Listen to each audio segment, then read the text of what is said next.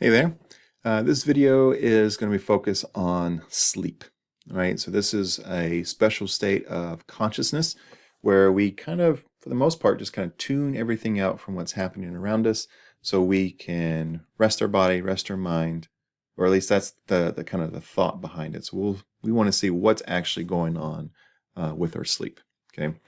So first and foremost, why is this important? Okay, so if we think about it, if you get the proper amount of sleep that you're supposed to get every night, which is 7 to 8 hours, and you're consistently able to do that over the lifespan, if we were to kind of average it out, what that means is that we're going to spend roughly 1/3 of our life sleeping. 1/3. Okay, so anything that's going to take up that much of our time, it would be in our best interest to understand what's going on during this period of time and why is it so important. Okay, so first thing we want to address is, okay, if we are sleeping, that means we are unconscious and we are unaware of what's happening around us, and we're also unable to respond to people.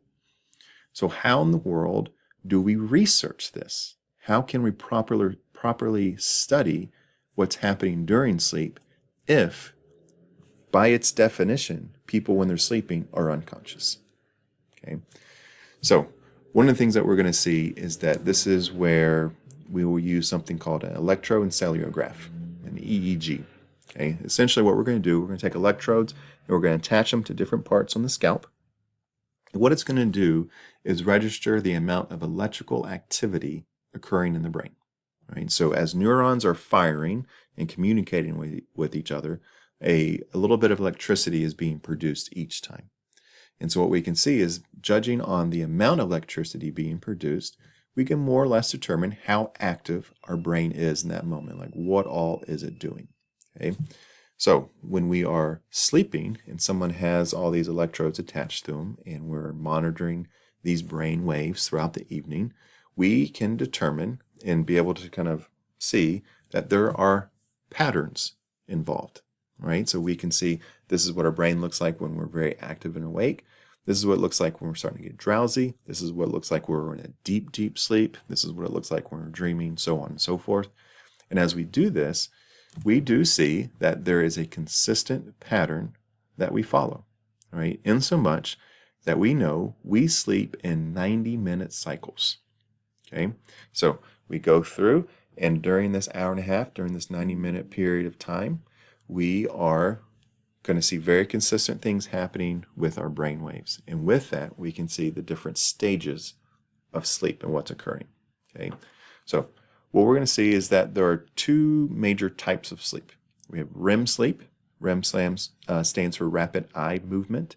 So this is the period of time when, even when your eyes are closed, they're moving back and forth, your eyes underneath your eyelids back and forth very, very quickly. All right, so if it's doing that, REM sleep. And then non-REM sleep is anything that's happening where that's not occurring. Okay, so as we kind of start the evening, what we're going to see is that, well, let me back up. If we look at when you're awake and alert, the type of brain waves that we're going to have here are what we call beta waves, right? So we have beta waves. And then later in the evening, as you start to get drowsy and you're sleepy and you're ready to go to bed, our brain will start producing alpha waves. And all that means is that if you look at the output of an EEG, it's kind of just like the spinning or the needle on a piece of paper producing a wave. As we get more tired, as things kind of progress, what we're going to see is the waves get a little bit further apart and they start to get bigger. Right? So the bigger they are and the farther apart they are, the slower our brain is actually functioning. Okay? So once you actually start sleeping, we're going to progress and start with the 4 stages of non-REM sleep.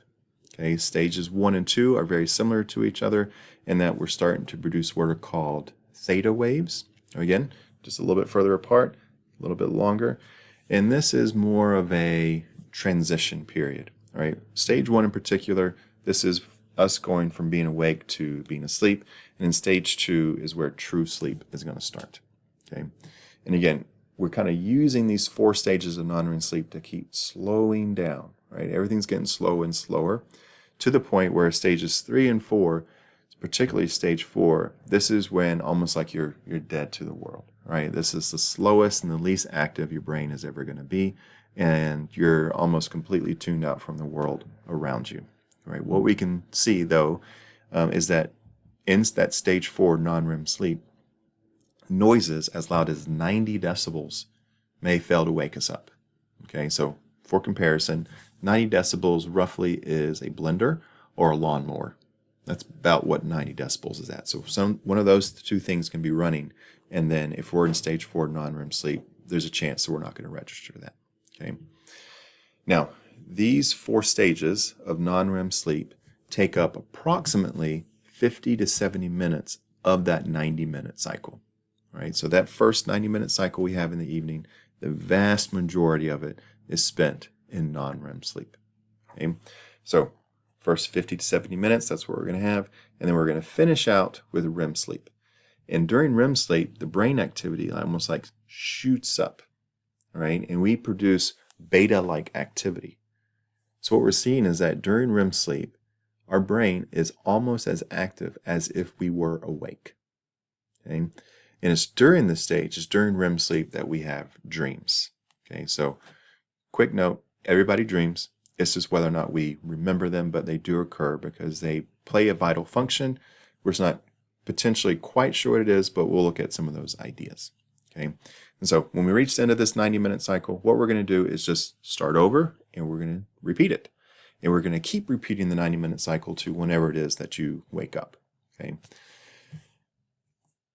There will be some slight changes, though, throughout the evening as you sleep more and more. So the longer the night goes on, what we're going to see is that stages 3 and 4 of non-REM sleep start getting shorter and eventually are phased out completely, right? To the point where closer to the time that you're going to wake up in the morning, you're cycling between just the first 2 stages of non-REM and REM, okay? Now, what's going to happen, though, is that if these stages of 3 and 4 are getting shorter and shorter, or to the point where we lose them completely, and we're still going to stick to a 90-minute cycle, though, something has to make up that time, right? And so what we're going to see is that the amount of time we spend in REM sleep actually increases as the night goes on. We spend more and more time in REM as the night goes on. And the reason that's interesting is that it's a little counterintuitive to what we think about why we sleep, right? Because generally speaking, we think we go to sleep to rest our body and to rest our mind. And yet we can see the longer that we are engaged in sleep, the more active our brain actually wants to be, right? So it's a little counterintuitive, right? Now, sleep is vital for our day-to-day functioning, both cognitively, physically, emotionally. All these different systems are impacted. And if we're not getting the proper amount of sleep, it's going to lead to very negative impacts on a daily basis. So what we need, the average adult needs 7-8 hours of sleep, right? So can you get by on less? Potentially, but we're going to do better if we get that 7 to 8, right? And then can you sleep 9 or 10? Yeah, but at a certain point, that actually might be detrimental to us. Actually, it's counterproductive. We want to get that sweet spot of 7 to 8 hours. Okay. So the other thing that we're going to see during sleep is dreams. Okay, and so when we look at why do we dream, this is a question that we don't actually have the answer to. Right? There are some theories out there. They generally fall into kind of 2 categories, and one of them, the theory is we have dreams because they have meaning. It's our unconscious trying to talk to us, and we should take meaning. We should try to learn from it and say, what is the meaning behind it? What is it that our mind or our inner self is trying to tell us? All right. So this theory, there's a lot of sub-theories within it, but the one that we tend to see the most prominent within this is Freud and all of his ideas. And it plays in perfectly to his idea of the unconscious and his psychoanalytic theory. Okay. The other idea comes from cognitive theories, and it's going to say the dreams themselves are just random side effects of the neurons as they're firing, just kind of doing whatever. But dreaming plays a vital function in helping us with our memories, right? So it helps us finish the encoding process so they're properly stored, right? And one of the reasons that we're able to kind of show that evidence is through studies with sleep deprivation. And those who are not getting sleep, those who are not specifically allowed to reach REM sleep, they have very negative impacts in those areas compared to people who did get their REM sleep. Okay, so again, generally speaking, those are the two major theories as why we dream.